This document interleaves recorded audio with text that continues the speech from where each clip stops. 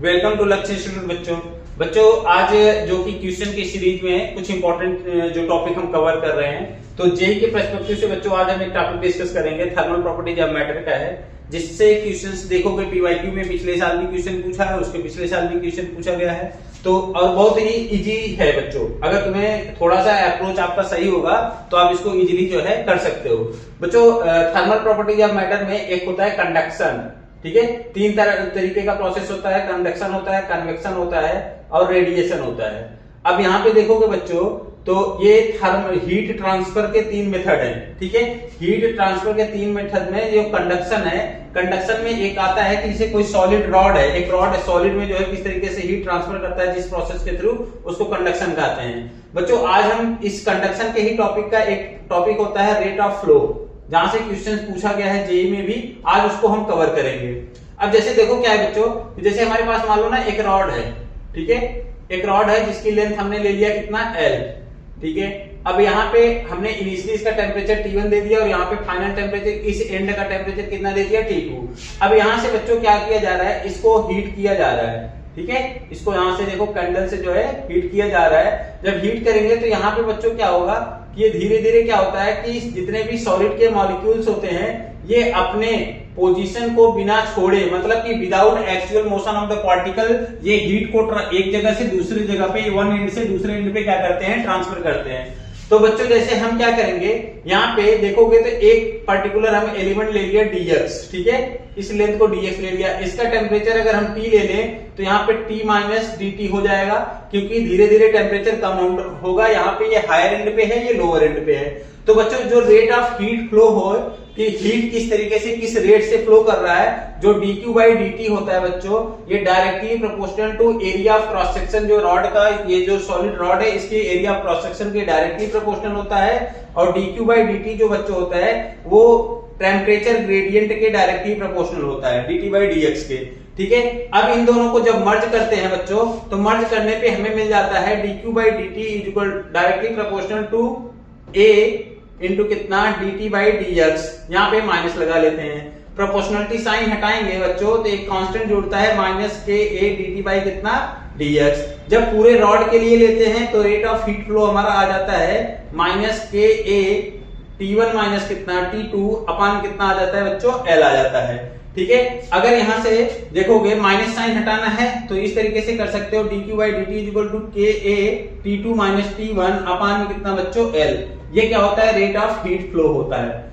अच्छा एक चीज और बच्चों, यहाँ पे देखोगे ना कभी कभी इसी रेट ऑफ हीट फ्लो को dq बाई dt को थर्मल करंट के नाम से भी कहते हैं, ठीक है, थर्मल करंट के नाम से कहते हैं। अगर तुमसे क्वेश्चन, आप लोगों से क्वेश्चन ये पूछ लिया कि थर्मल करंट कितना है, तो उसका मतलब ये पूछ रहे हैं कि thermal rate of heat flow कितना है। और ये जो k होता है बच्चों, k जो है, k को हम कहते हैं coefficient of thermal conductivity, k को कहते हैं कोफिशिएंट ऑफ थर्मल कंडक्टिविटी, ठीक है, कोफिशिएंट ऑफ थर्मल कंडक्टिविटी। ए जो है एरिया ऑफ क्रॉस सेक्शन है, एल क्या है, लेंथ ऑफ रॉड है, T1 और T2 क्या है, टेम्परेचर है। T1 हायर टेम्परेचर है, T2 क्या है बच्चों, लोअर टेम्परेचर है। तो यहाँ पे एक चीज ये हो गया। एक चीज और होता है बच्चों, जैसे करंट देखोगे, करंट I इक्वल टू कितना होता है बच्चों, V2 माइनस V1 अपान में कितना होता है, R होता है, ठीक है। उसी तरीके से यहाँ पे जैसे देख लो I इक्वल टू कितना होता है, V2 माइनस V1 अपान कितना होता है, R होता है। तो जब थर्मल करंट की बात करते हैं, थर्मल करंट देखोगे तो बच्चों कितना होगा, के a अपान में L इंटू कितना T2 माइनस कितना होता है बच्चों, T1 होता है। जब इन दोनों में सिमिलरिटी देखते हैं यहाँ पे, तो यहाँ पे जो V2 माइनस V1 है वो T2 माइनस T1 के बराबर होता है, और यहाँ से 1 बाई R जो होगा बच्चों वो के a अपान में L के बराबर होगा। तो R इक्वल टू कितना हो जाएगा, L अपान में कितना हो जाएगा, K इंटू A।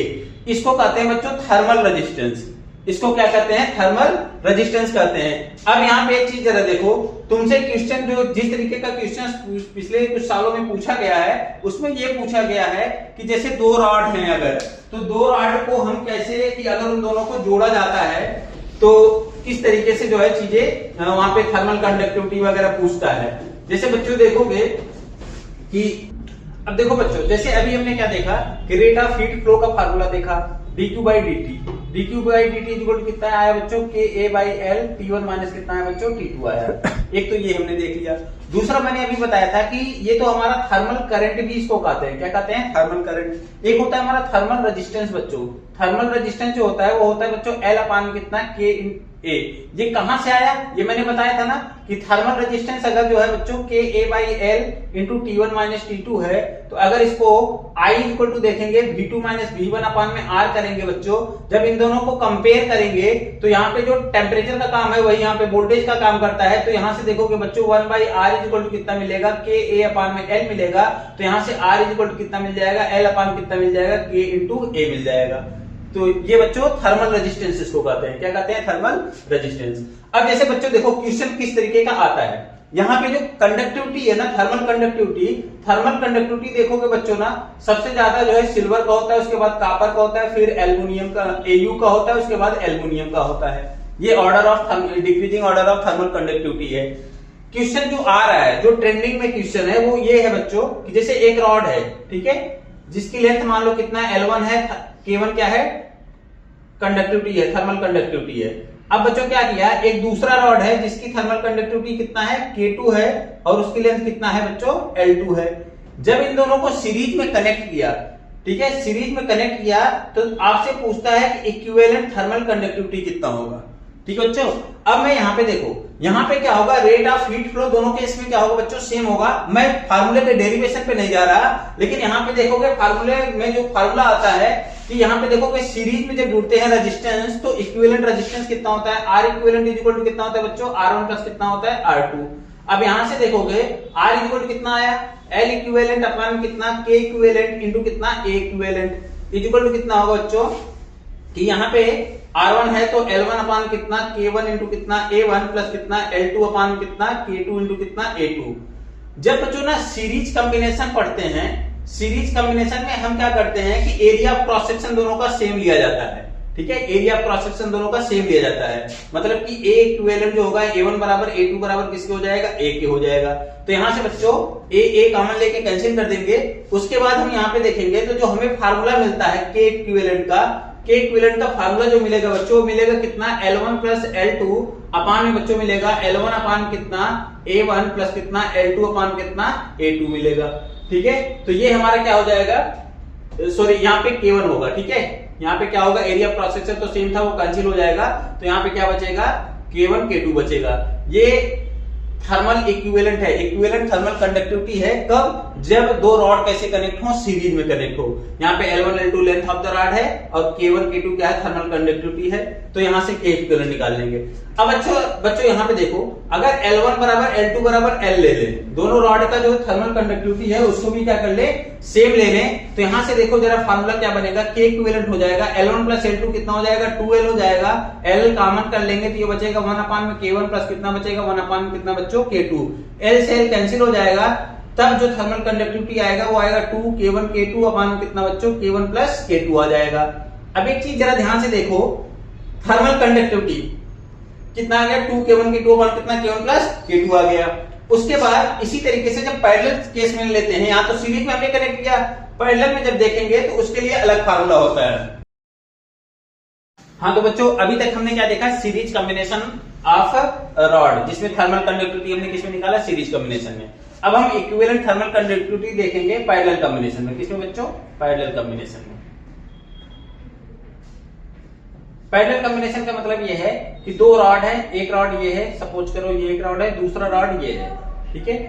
अब यहाँ पे क्या है कि इसकी लेंथ हम सेम रखेंगे, क्या रखेंगे, लेंथ हम सेम रखेंगे। इसका K1 होगा और A1 होगा, इसका K2 होगा और A2 होगा। Area of cross section A1 ले लिया, इसका A2 ले लिया, इसका थर्मल कंडक्टिविटी K1, इसका थर्मल कंडक्टिविटी कितना ले लिया, K2 ले लिया। अब बच्चों क्या है, यहाँ पे कैसे जुड़े हुए हैं, पैरेलल में जुड़े हुए हैं। तो पैरेलल में जुड़े हुए हैं तो हमें K इक्विवेलेंट निकालना है कब, पैरेलल कॉम्बिनेशन में। तो बच्चों हमने क्या बताया कि अगर रेट ऑफ हीट फ्लो इधर से पास करेगा dq बाई dt, तो एक तरीके से यहाँ पे देखोगे ये पैरेलल कॉम्बिनेशन ऑफ रेजिस्टेंस की देखोगे तो कितना होता है, 1 अपान में R1 प्लस कितना, 1 अपान में R2 होता है। यहाँ पे अगर R की वैल्यू भी मैंने बताया, R इक्वल कितना होता है बच्चों, L अपान कितना होता है, KA होता है। तो यहाँ पे रखोगे तो ये हो जाएगा कितना बच्चों, K इक्विवेलेंट इंटू कितना, A इक्विवेलेंट अपान में कितना, एल इक्विवेलेंट इक्वल टू कितना हो जाएगा K1 A1 अपान कितना L1 प्लस कितना हो जाएगा K2 A2 अपान कितना हो जाएगा बच्चों L2 हो जाएगा।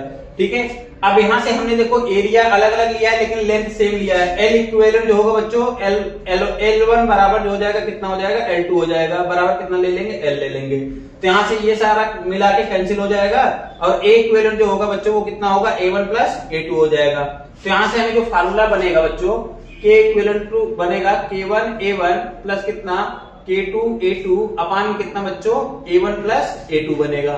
तो ये हमारा क्या हो जाएगा पैरेलल कॉम्बिनेशन में जो है इक्विवेलेंट थर्मल कंडक्टिविटी हो जाएगी। अगर अब इस केस में भी बच्चों A1 बराबर A2 ले ले बराबर A ले ले तो जरा देखो K इक्विवेलेंट कितना आ जाएगा, ऊपर से A कॉमन कर लेंगे बचेगा कितना K1 प्लस कितना K2 अपान कितना बच्चों 2A, A से A कैंसिल हो जाएगा, K इक्विवेलेंट कितना बचेगा बच्चों K1 प्लस कितना K2 अपान कितना बचेगा बच्चों 2 बचेगा।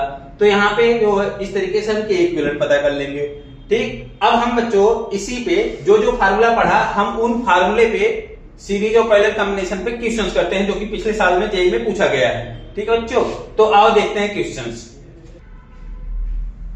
हाँ तो बच्चों अभी देखो हमने क्या क्या पढ़ा, हमने पढ़ा कि रेट ऑफ हीट फ्लो क्या होता है। रेट ऑफ हीट फ्लो में हमने पढ़ा कि IT जिसको थर्मल करंट भी कहते हैं K अपान में L T1 माइनस T2। हमने थर्मल रेजिस्टेंस पढ़ा बच्चों, थर्मल रेजिस्टेंस को बच्चों L अपान कितना Ka कहते हैं। फिर जब दो रॉड को कनेक्ट करते हैं सीरीज में और पैरेलल में तो इक्विवेलेंट थर्मल कंडक्टिविटी कितनी होती है बच्चों, तो जब सीरीज में कनेक्ट करते हैं तो हमारा कितना होता है K equivalent equal to L1 plus L2 upon में L1 अपान में K1 प्लस L2 अपान K2। और जब पैरेलल में कनेक्ट करते हैं तो बच्चों कितना होगा K1 A1 प्लस कितना K2 A2 अपान कितना A1 प्लस A2। अब बच्चों इसी कंसेप्ट पे हम एक क्वेश्चन करेंगे, ये पिछले साल का क्वेश्चन है बच्चों। ठीक है, 2021 का क्वेश्चन है। यहाँ पे कह रहा है 2 मेटेलिक बार है, M1 है एक और दूसरा कितना है बच्चों M2 है। ठीक है, same cross sectional area, same area, इनका एरिया क्रॉस सेक्शन क्या है बच्चों सेम है, A1 A2 क्या है सेम है। ठीक है, are connected to each other. ठीक है, कैसे कनेक्ट है सीरीज में कनेक्ट है, दिख रहा है ना बच्चों सीरीज में कनेक्ट है। करें कि if thermal conductivity of M2 is K, M2 की जो थर्मल कंडक्टिविटी दे रखी है K2 इक्वल टू दे रखा है बच्चों कितना K, then what will be thermal conductivity of M1, मतलब K1 कितना होगा ये पूछ रहा है बच्चों। एक कंसेप्ट जो होता है इसके पीछे कि जब सीरीज में रॉड कनेक्ट होते हैं तो जो रेट ऑफ हीट फ्लो होता है वो क्या होता है सेम होता है। रेट ऑफ हीट फ्लो क्या होता है सेम होता है। तो यहां से यहां तक जो एक रॉड है और यहां से यहां तक दूसरा रॉड है, तो इस रॉड में जो रेट ऑफ हीट फ्लो होगा वही रेट ऑफ हीट फ्लो इस रॉड में होगा। तो जैसे बच्चों अब देखो यहाँ पे कि यहाँ पे हमने लिख दिया कि K2 कितना दिया बच्चों K दिया है और K1 हमसे कितना पूछ रहा है कितना होगा। ठीक है, L1 की वैल्यू कितना दिया बच्चों 16 सेंटीमीटर और L2 की वैल्यू कितना है बच्चों 8 सेंटीमीटर। ठीक है, T1 यहाँ पे देखोगे तो कितना दिया है 100। अब यहाँ पे देखो जरा रेट ऑफ हीट फ्लो जो होगा पहले रॉड में dQ/dt फर्स्ट रॉड में जो होगा वो सेकेंड रॉड के रेट ऑफ हीट फ्लो के बराबर होगा। तो यहाँ पे जरा देखो कि dQ/dt कितना होता है K1 A1 अपान में L1 इंटू कितना delta T equal to K2 A2 upon कितना L2 इंटू कितना डेल्टा T। अब देखो बच्चों K1 हमसे पूछ रहा है, एरिया क्या दे रखा है सेम दे रखा है, तो A1 बराबर A1 बराबर A2 ले लोगे बराबर A ले लोगे तो यहां से A कैंसिल हो जाएगा। यहां बचेगा कितना K1 अपान कितना L1 into delta T equal to कितना बच्चों K2 इंटू कितना डेल्टा T अपान कितना L2। ठीक है, अब देखो डेल्टा T कैसे रखेंगे, यहां पे देखो जरा बच्चों कि K1 की वैल्यू पूछ रहा है हमसे, कोई बात नहीं है। जो डेल्टा T रखेंगे 100 माइनस 80 रखेंगे, कितना 100 माइनस 80 अपान में L1 कितना दिया बच्चों 16 सेंटीमीटर। यहाँ पे देखो K2 कितना दिया बच्चों, K2 की वैल्यू क्या है K है। ठीक है, K2 वैल्यू है K, तो यहाँ पे देखोगे तो K2 इंटू कितना 80 माइनस कितना रखेंगे 0। ठीक है, अपान में कितना 8 सेंटीमीटर, यहाँ से कैंसिल कर देंगे कितना हो जाएगा 2। तो यहाँ पे देखो बच्चों यहाँ पे कितना बचेगा 20 K1 अपान कितना 2 इक्वल टू कितना बचेगा 80 K। अब यहाँ से देखोगे 1 0 से 1 0 कट जाएगा, ये 2 से 2 कट जाएगा, तो K1 इक्वल टू कितना आ जाएगा बच्चों 8 K हो जाएगा। देखो कौन सा ऑप्शन मैच कर रहा है, यहाँ पे बी वाला मैच कर रहा है, तो ये बच्चों करेक्ट है।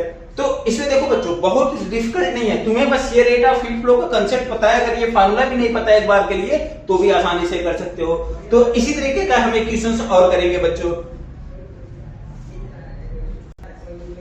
हाँ तो बच्चों देखो, अब ये ना एक हॉलो सिलेंड्रिकल सेल है, दो हॉलो सिलेंड्रिकल सेल है, एक बड़ा है जिसका रेडियस R1 है, दूसरा जो है छोटा है जिसका रेडियस R2 है। और ये क्या है ना, दोनों एक दूसरे के अंदर रखेगा, जैसे एक अंदर है एक बाहर है, तो ये हॉलो सिलेंड्रिकल सेल है। तो बच्चों इसमें क्या करना है, हमें के इक्विवेलेंट बताना है। ये बच्चों 2019 का जो है PYQ हो जाएगा, ठीक है। तो यहाँ पे करना कुछ नहीं है, ये दोनों परिचित किसमें कनेक्टेड है, सीरीज में कनेक्टेड है। किसमें कनेक्टेड है, तो सॉरी पैरेलल कनेक्टेड है। पैरेलल कनेक्शन के लिए यहाँ पे देखोगे इक्विवेलेंट थर्मल कंडक्टिविटी का फार्मूला मैंने लिख रखा है, कितना होता है K1A1 प्लस कितना K2A2 अपान कितना A1 प्लस A2।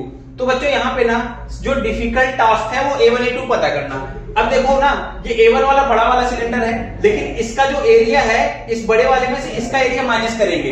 अब ये एरिया क्रॉस सेक्शन देखोगे, A1 जो होगा बच्चों वो होगा पाई R1 स्क्वायर माइनस कितना बच्चों पाई R2 स्क्वायर, और जो A2 होगा वो होगा पाई इंटू कितना R2 स्क्वायर। बस कुछ नहीं करना है, वैल्यू पुट कर दो, K1 पाई R1 स्क्वायर माइनस कितना R2 स्क्वायर प्लस कितना K2 इंटू कितना पाई R2 स्क्वायर डिवाइड बाय कितना पाई R1 स्क्वायर माइनस कितना पाई R2 स्क्वायर प्लस कितना पाई R2 स्क्वायर। अब यहां से इससे कट जाएगा, ऊपर देखो क्या बचा, K1 पाई R1 स्क्वायर माइनस कितना K1 पाई इंटू कितना R2 स्क्वायर प्लस कितना K2 पाई R2 स्क्वायर अपान में कितना बचा, यहाँ पे देखा कितना पाई R2 स्क्वायर बचा। तो यहां से देखो A1 प्लस A2 है ना, तो ये हो गया, तो यहां से इससे कट गया, तो यही तुम्हारा क्या हो जाएगा आंसर। अब देखोगे 2019 के क्वेश्चन में क्या किया है, उसने वहां पे K1 और K2 की वैल्यू वगैरह दे रखी है, R रेडियस वगैरह दिया है, तो तुम्हें थोड़ा सा इजी कर दिया है।